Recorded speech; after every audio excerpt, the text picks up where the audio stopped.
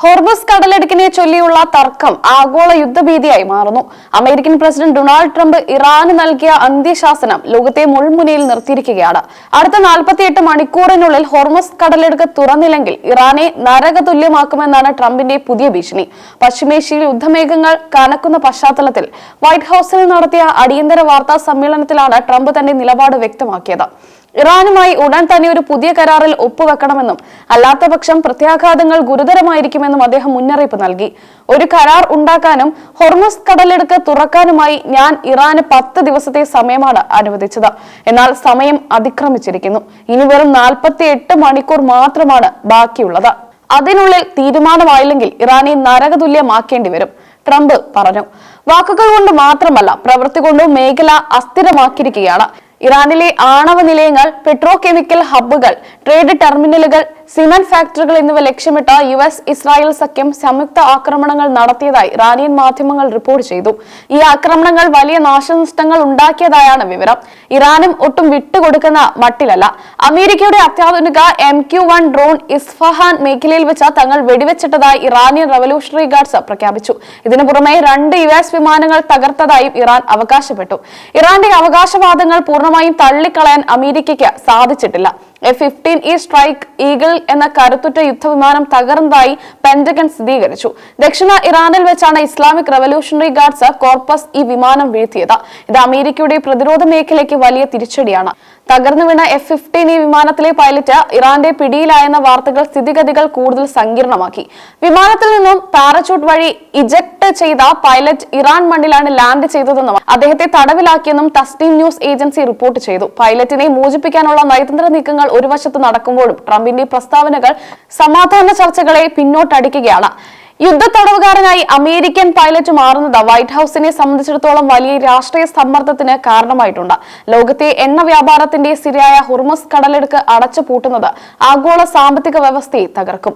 ലോകത്തെ crude oil വിതരണത്തിന്റെ 1/5 കടന്നു പോകുന്നത് ഈ ഇടുങ്ങിയ കൽപ്പാതയിലൂടെയാണ്. ഇതിന്റെ നിയന്ത്രണം പിടിക്കാനാണ് ഇരു ശക്തികളും പോരാടുന്നത്. നേരത്തെ യുദ്ധം അവസാനിപ്പിക്കുമെന്ന സൂചന ട്രംപ് നൽകിയിരുന്നു എന്നത് ഈ സാഹചര്യത്തിൽ ശ്രദ്ധേയമാണ്. 2-3 ആഴ്ചയ്ക്കുള്ളിൽ അമേരിക്ക സംഘർഷത്തിൽ നിന്ന് പിന്മാറുമെന്ന് വൈറ്റ് ഹൌസിൽ വെച്ച് അദ്ദേഹം പറഞ്ഞിരുന്നു. ഞങ്ങൾ ഇറാൻ വിടാൻ പോകുന്നു എന്നായിരുന്നു അന്ന് ട്രംപിന്റെ വാക്കുകൾ. റോയിട്ടേഴ്സ് ഉൾപ്പെടെയുള്ള അന്താരാഷ്ട്ര ഏജൻസികൾ ട്രംപിന്റെ പിന്മാറ്റ വാർത്തകൾക്ക് വലിയ പ്രാധാന്യം നൽകിയിരുന്നു. എന്നാൽ ദിവസങ്ങൾക്കുള്ളിൽ തന്നെ ട്രംപ് തന്റെ നിലപാട് മാറ്റുകയും ഇറാനെതിരെ കടുത്ത ഭാഷയിൽ ഭീഷണി മുഴക്കുകയും ചെയ്തത് ലോകരാഷ്ട്രങ്ങളെ അമ്പരപ്പിച്ചിരിക്കുകയാണ്. അമേരിക്കയുടെ ഭാഗത്തു നിന്ന് ഇത്രയും കടുത്ത നിലപാടുണ്ടാകാൻ കാരണം ഇറാന്റെ പ്രകോപനങ്ങളാണെന്ന് ട്രംപ് അനുകൂലികൾ വാദിക്കുന്നു. എന്നാൽ ഇസ്രായേലിന്റെ സമ്മർദ്ദമാണ് അമേരിക്കയെ വീണ്ടും യുദ്ധത്തിലേക്ക് വലിച്ചിഴക്കുന്നതെന്ന് രാഷ്ട്രീയ നിരീക്ഷകർ കരുതുന്നു. ആണവായുധങ്ങൾ നിർമ്മിക്കാനുള്ള ഇറാന്റെ ശ്രമങ്ങളെ എന്ത് വില കൊടുത്തും തടയുമെന്നാണ് ഇസ്രായേൽ പ്രധാനമന്ത്രി നേരത്തെ വ്യക്തമാക്കിയത്. അമേരിക്കയുടെ സഹായത്തോടെ ഇറാനിലെ തന്ത്രപ്രധാനമായ കേന്ദ്രങ്ങളിൽ ഇസ്രായേൽ നടത്തുന്ന കടന്നാക്രമണങ്ങൾ ഇതിന്റെ ഭാഗമാണ്. തങ്ങളുടെ പരമാധികാരം ലംഘിക്കുന്ന ഏത് നീക്കത്തെയും സൈനികമായി നേരിടുമെന്ന് ഇറാൻ ആവർത്തിച്ച് പ്രഖ്യാപിച്ചു കഴിഞ്ഞു. ട്രംപ് പ്രഖ്യാപിച്ച 48 മണിക്കൂർ സമയപരിധി ലോകമെമ്പാടും വലിയ ആശങ്കയ്ക്ക് കാരണമായിട്ടുണ്ട്. എണ്ണവില കുതിച്ചുയരാൻ സാധ്യതയുള്ളതിനാൽ ഇന്ത്യ ഉൾപ്പെടെയുള്ള രാജ്യങ്ങൾ സ്ഥിതിഗതികൾ സൂക്ഷ്മമായി നിരീക്ഷിക്കുകയാണ്. ഗൾഫ് മേഖലയിൽ ലക്ഷക്കണക്കിന് പ്രവാസികൾ വസിക്കുന്നതും ആശങ്ക വർദ്ധിപ്പിക്കുന്നു. ഐക്യരാഷ്ട്രസഭ ഈ വിഷയത്തിൽ ഇടപെടാൻ ശ്രമിക്കുന്നുണ്ടെങ്കിലും ട്രംപിന്റെ ഏകപക്ഷീയമായ നിലപാടുകൾ ചർച്ചകൾക്ക് വിഘാതമാകുന്നു. അന്താരാഷ്ട്ര ഉടമ്പടികളെല്ലാം കാറ്റിൽ പറത്തിക്കൊണ്ട് ഒരു വൻ യുദ്ധത്തിലേക്ക് മേഖല നീങ്ങുമോ എന്നാണ് ലോകം ഭയപ്പെടുന്നത്. ട്രംപിന്റെ നരകതുല്യമാക്കുമെന്ന പരാമർശം വെറും വാചക കസർത്തല്ലെന്നും ഒരു വലിയ സൈനിക നീക്കത്തിന്റെ മുന്നോടിയാണെന്നും കരുതുന്നവരുണ്ട്. മിസൈൽ പ്രതിരോധ സംവിധാനങ്ങളും വിമാനവാഹിനി കപ്പലുകളും ഇതിനോടകം തന്നെ മേഖലയിൽ വിന്യസിക്കപ്പെട്ടു കഴിഞ്ഞു.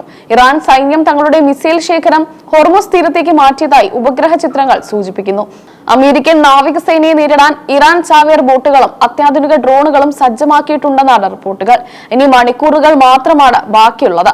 സമാധാനത്തിന്റെ വാതിലുകൾ ഇനിയും പൂർണ്ണമായി അടഞ്ഞിട്ടില്ലെങ്കിലും ട്രംപിന്റെ വാക്പോരും ഇറാന്റെ പ്രത്യാക്രമണങ്ങളും മേഖലയെ ഒരു വിനാശകരമായ യുദ്ധത്തിന്റെ വക്കിലെത്തിച്ചിരിക്കുകയാണ്.